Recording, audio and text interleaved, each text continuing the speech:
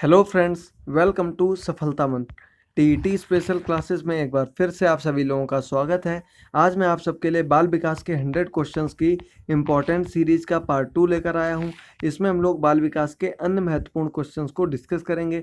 इसके पहले हम लोग 15 क्वेश्चंस को डिस्कस कर चुके हैं। पूरे व्याख्या सहित मैंने आपके 15 क्वेश्चन सॉल्व करवा दिए थे। अब इसके आगे के क्वेश्चंस को इस वीडियो में हम लोग डिस्कस करेंगे, देखेंगे बाल विकास से और किस प्रकार के क्वेश्चन बनते हैं। और ये क्वेश्चंस पिछले एग्जाम्स में आ चुके हैं। तो अगर आपने पिछला पार्ट ना देखा हो तो लिंक डिस्क्रिप्शन में दिया हुआ है, उसे आप लोग ज़रूर देख लें, क्योंकि वहीं से आप लोगों की बाल विकास स्टार्ट होती है। इंपॉर्टेंट क्वेश्चन है वो भी।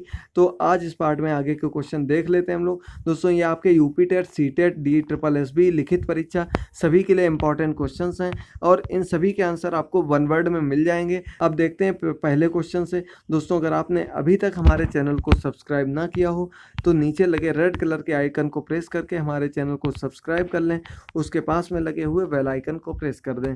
अब देखते हैं पहले क्वेश्चन से। इसमें मैंने बिल्कुल छोटे छोटे जो आपके बेसिक क्वेश्चंस होते हैं उन क्वेश्चंस को रखा है। छोटे छोटे क्वेश्चन हैं, आपको एक ही बार में याद हो जाएंगे। तो सबसे तेज शारीरिक विकास किस अवस्था में होता है? ये शैशवावस्था में होता है। अब इसे दूसरे शब्दों में ऐसे भी पूछा जा सकता है कि बालक की वृद्धि किस अवस्था में सबसे तेज गति से होती है, या बालक की वृद्धि का सबसे तीव्र काल कौन सा माना जाता है? तो ये शैशवावस्था होता है। शैशवावस्था इसका आंसर हो जाएगा। शैशवावस्था का मैंने टाइम आपको बताया था, 0 से 6 वर्ष होता है पिछले पार्ट में, और ये बाल विकास की पहली अवस्था होती है। इसका काल 0 से 6 वर्ष हो गया। और शैशवावस्था बालक की सबसे तीव्र गति से और सबसे अच्छा समय माना जाता है। अब इसके बाद सेकेंड नंबर क्वेश्चन है, शैशवावस्था को बालक के जीवन के किस काल के रूप में जाना जाता है? तो ये बालक का निर्माण काल कहलाता है। अभी मैंने आपको ऊपर बताया था ये क्या है, बालक का जीवन का निर्माण काल, बालक का निर्माण काल कहा जाता है शैशवावस्था को। इम्पॉर्टेंट एक ये आपका कथन बनता है कि बालक के जीवन का निर्माण काल कौन सा होता है, तो ये शैशवावस्था होता है। इसके बाद थर्ड नंबर क्वेश्चन है, विकास की प्रक्रिया चलती है। तो विकास कैसी प्रक्रिया होती है? मैंने आपको विकास टॉपिक पढ़ाया था, उसमें बताया था कि ये निरंतर चलने वाली प्रक्रिया होती है, जो कि जीवन गर्भावस्था से प्रारंभ होती है, यानी कि जन्म से पहले ही प्रारंभ हो जाती है और जीवन पर्यंत चलती है, यानी कि जब तक कि जीवन रहता है तब तक चलती है। जीवन पर्यंत चलने वाली प्रक्रिया होती है विकास की प्रक्रिया। तो ये आपकी निरंतर चलने वाली प्रक्रिया होती है। विकास का सिद्धांत भी होता है।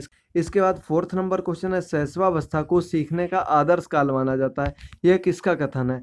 तो ये वैलेंटाइन का कथन है। ये आपका क्वेश्चन इस प्रकार से भी बनता है जैसे ऊपर था कि बालक के जीवन का निर्माण काल कौन सा होता है? शैशवावस्था। तो सीखने का आदर्श काल किसे माना जाता है? तो शैशवावस्था को माना जाता है और ये कथन है वैलेंटाइन का। अब इसके बाद बढ़ते हैं 5 नंबर क्वेश्चन पर। बालक की प्रथम पाठशाला होती है। तो बालक की प्रथम पाठशाला परिवार होती है। पिछले पार्ट में मैंने आपसे एक क्वेश्चन भी पूछा था कि बालक के जीवन की अनौपचारिक पाठशाला या बालक के जीवन का अनौपचारिक शिक्षा संस्थान कौन सा होता है? तो वो परिवार ही होता है। घर, परिवार, ये सब आपके अनौपचारिक शिक्षा के स्थान माने जाते हैं। और बालक की प्रथम पाठशाला जो होती है वो उसका परिवार ही होता है, फैमिली होती है। ये आपका परिवार इसका आंसर हो गया। अब बढ़ते हैं 6 नंबर क्वेश्चन पर। 6 नंबर क्वेश्चन है, वास्तविक जगत में प्रवेश की अवस्था होती है। तो ये बाल्यावस्था होती है। कौन सी होती है? बाल्यावस्था को वास्तविक जगत में प्रवेश की अवस्था माना जाता है। और बाल्यावस्था का काल कब से कब तक होता है? तो ये 6 से 12 वर्ष तक की अवस्था होती है। 6 वर्ष से 12 वर्ष तक के। इसके मैंने आपको 3 भाग बताए थे। एक 6 से 8 वर्ष पूर्व बाल्यावस्था, दूसरा होता है बाल्यावस्था, मध्य बाल्यावस्था भी कहते हैं, 8 से 10 वर्ष, और तीसरी होती है 10 से 12 वर्ष, ये होती है उत्तर बाल्यावस्था। ये पहली होती है 6 से 8 वर्ष। 6 से 8, 8 से 10, 10 से 12। पिछली बार आपका एक क्वेश्चन आया था कि उत्तर बाल्यावस्था कौन सी होती है? तो ये 10 से 12 वर्ष की जो अवस्था होती है इसी को उत्तर बाल्यावस्था कहते हैं। कुछ लोग ये क्वेश्चन गलत कराए थे और इम्पॉर्टेंट छोटा सा क्वेश्चन है, तो इसका उत्तर बाल्यावस्था होता है और वास्तविक जगत के में प्रवेश की अवस्था बाल्यावस्था कहलाती है। अब बढ़ते हैं 7 नंबर क्वेश्चन पर। तो 7 नंबर क्वेश्चन है, संवेगात्मक विकास का अनोखा काल है। कौन सा है? बाल्यावस्था। बाल्यावस्था कैसा? संवेगात्मक विकास का अनोखा काल। संवेग से संबंधित भी इंपॉर्टेंट क्वेश्चन आ जाते हैं। संवेग टॉपिक में मैं आपका पूरा कंप्लीट करवा चुका हूं। दोस्तों, मैं आपके चाइल्ड डेवलपमेंट के लगभग सभी चैप्टर कंप्लीट करवा चुका हूं। उनके पूरे आपको प्रैक्टिस सेट और MCQ सभी क्वेश्चंस कंप्लीट हो गए हैं। वो आपको लिंक डिस्क्रिप्शन में दिया हुआ, वहाँ पे जाके आप लोग मेरी सभी चैप्टर वाइज वीडियोस को ज़रूर देख लीजिए। उससे आपके लगभग 20 नंबर के क्वेश्चन उतने पार्ट से निश्चित फंस जाएंगे, क्योंकि मैंने 15-15 क्वेश्चन प्रत्येक टॉपिक के आपको बता दिए, प्रत्येक चैप्टर के। उनको आप लोग अच्छे से तैयार कर लें तो आपके 20 नंबर तैयार हो जाएंगे। अब बढ़ते हैं 8th नंबर क्वेश्चन पर। सामाजिक व्यवस्था में परिपक्वता किस काल में आती है? तो परिपक्वता किशोरावस्था में आती है। किशोरावस्था में बालक समाज में जुड़ने लगता है, समाज का सक्रिय सदस्य बन जाता है और अपने समवयस्क साथियों के समूह में विचार प्रकट करने लगता है, उनका हिस्सा बन जाता है। ये सब कार्य जो होते हैं किशोरावस्था में संभव होते हैं। किशोरावस्था की आयु होती है आपकी 12 वर्ष से 18 वर्ष की उम्र, ये किशोरावस्था के अंतर्गत आती है। इसके बाद 9 नंबर क्वेश्चन है, संवेगात्मक विकास में किस अवस्था में तीव्र परिवर्तन आते हैं? तो दोस्तों संवेगात्मक विकास में पूछा गया है, तो संवेगात्मक विकास में तीव्र परिवर्तन जो आते हैं वो किशोरावस्था में आते हैं। किशोरावस्था में बालक के अंदर तीव्रता से परिवर्तन होते हैं। संवेगात्मक परिवर्तन और अन्य भी लैंगिक परिवर्तन, ये सभी आपके किशोरावस्था में बालक के अंदर चेंजेस आने लगते हैं। जैसे उसकी आवाज़ में भारीपन आने लगता है और वो अपने अपोजिट लिंग के प्रति आकर्षित होने लगता है। ये सभी चीज़ें आपकी किशोरावस्था में होती हैं। इसके बाद 10 नंबर क्वेश्चन है, किशोरावस्था की विशेषताओं की सर्वोत्तम रूप से व्यक्त करने वाला एक शब्द है। तो किशोरावस्था की विशेषताओं को सर्वोत्तम रूप से व्यक्त करने वाला एक शब्द जो है वो परिवर्तन है। इसे परिवर्तन का काल कहा जाता है। किशोरावस्था को क्या कहा जाता है? परिवर्तन का काल। सबसे अधिक परिवर्तन जो चेंजेज आते हैं वो किशोरावस्था में ही बालक के अंदर आते हैं और ये आपका परिवर्तन होगा शब्द इसका। ये भी आपका इंपॉर्टेंट क्वेश्चन बनता है। लिखित परीक्षा में इस तरह के क्वेश्चन में आपको प्रॉब्लम हो जाती है, क्योंकि उसमें आपके ऑप्शन नहीं दिए रहते हैं। अब इसके बाद 11 नंबर क्वेश्चन है, बालक पहले किस मांसपेशियों पर नियंत्रण करना प्रारंभ करता है? तो दोस्तों सबसे पहले बालक अपने हाथ पैरों पर नियंत्रण करना प्रारंभ करता है। हाथ पैरों की मांसपेशियों पर नियंत्रण करना प्रारंभ करता है। हाथ पैर इसका सही आंसर होगा। इसके बाद बढ़ते हैं 12 नंबर क्वेश्चन पर। भय, क्रोध, घृणा, वात्सल्य, करुणा, आश्चर्य क्या है?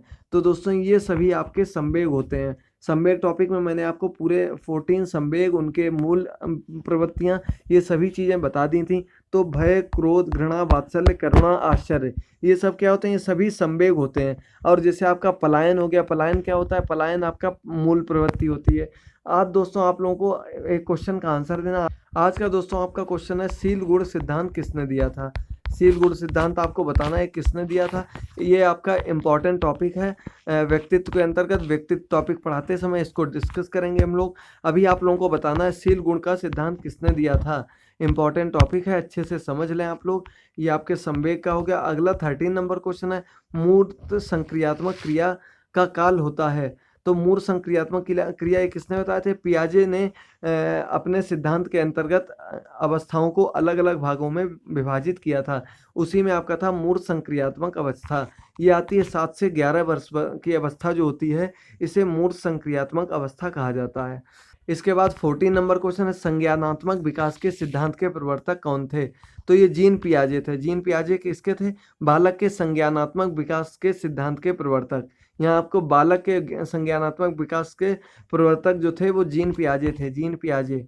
इसके बाद 15 नंबर क्वेश्चन है, बुद्धि लब्धि किसका सूचकांक है? तो ये मानसिक विकास दर का सूचकांक होता है। इससे बालक की बुद्धि लब्धि मापी जाती है, उसकी मानसिक विकास की दर मापी जाती है कि उसके अंदर किस प्रकार की मानसिक क्षमताएं, उसकी उम्र के अनुपात में किस प्रकार की मानसिक क्षमताएं व्यक्त हैं। इसके बाद 16 नंबर क्वेश्चन है, बुद्धि अमूर्त चिंतन की क्षमता है। यह कथन किसका है? तो ये कथन टर्मैन का है। अब हम लोग बुद्धि के कुछ कथन, इंपॉर्टेंट कथन डिस्कस करेंगे। तो क्या है? ये बुद्धि अमूर्त चिंतन की क्षमता है। ये आपका टर्मैन का कथन है, ये भी इंपॉर्टेंट है। इसके बाद 17 नंबर क्वेश्चन है, बुद्धि लब्धि को प्रभावित करने वाले कारक बताओ। तो बुद्धि लब्धि बीमारी हो गई, भाषा भिन्नता हो गई, पारिवारिक समस्याएं हो गई और सामाजिक समस्याएं हो गई। ये सभी बुद्धि लब्धि को प्रभावित करने वाले कारक होते हैं। इनके माध्यम से बुद्धि प्रभावित होती है और उस पर बुद्धि लब्धि पर इसका असर पड़ता है। इसके बाद 18 नंबर क्वेश्चन है, मस्तिष्क का विकास किस ग्रंथि से होता है? ये एक इम्पॉर्टेंट क्वेश्चन है। पिनियल ग्रंथि से होता है। किससे? पिनियल ग्रंथि से मस्तिष्क का विकास होता है। अब बढ़ते हैं 19 नंबर क्वेश्चन पर। 19 नंबर क्वेश्चन है, संवेग व्यक्ति की उत्तेजित दशा होती है, यह कथन किसका है? ये कथन वुडवर्थ का। संवेग टॉपिक अभी मैंने जल्दी ही डिस्कस किया था, 15 नंबर चैप्टर है, उसे मैंने आपको बताया था संवेग इमोशंस। ये कथन वुडवर्थ का। वुडवर्थ ने बताया था संवेग व्यक्ति की उत्तेजित दशा होती है। इसके बाद आज का अंतिम 20 नंबर क्वेश्चन है। इसके पहले दोस्तों मैं आपको बता दूं कि आपको सीटेट 2018 नाम से, यूपी टेट 2018 नाम से प्लेलिस्ट मिल जाएगी। वहाँ पे आप लोगों को मेरी सभी यूपी टेट सीटेट से रिलेटेड वीडियोस मिल जाएंगी। उसमें आप लोग चाइल्ड डेवलपमेंट के chapter wise MCQ, chapter wise preparation की वीडियो सभी कुछ उसमें देख सकते हैं। और दोस्तों साथ ही साथ यूपी टीईटी 2011 का पेपर भी मैंने आपका सॉल्व करवा दिया है, वो भी आप लोग देख सकते हैं। आगे आपको जल्द ही अन्य ईयर के पेपर भी मिलेंगे। तो 20 नंबर क्वेश्चन है, मैकडूगल के अनुसार कितने संवेग हैं?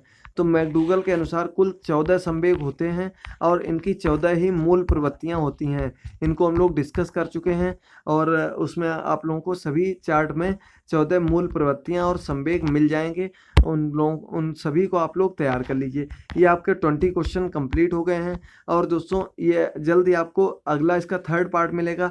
अब आपके 35 क्वेश्चन कंप्लीट हो गए 100 क्वेश्चंस की सीरीज में। ये चुने हुए इंपॉर्टेंट क्वेश्चंस हैं, जल्दी आपको इसका थर्ड पार्ट भी मिल जाएगा।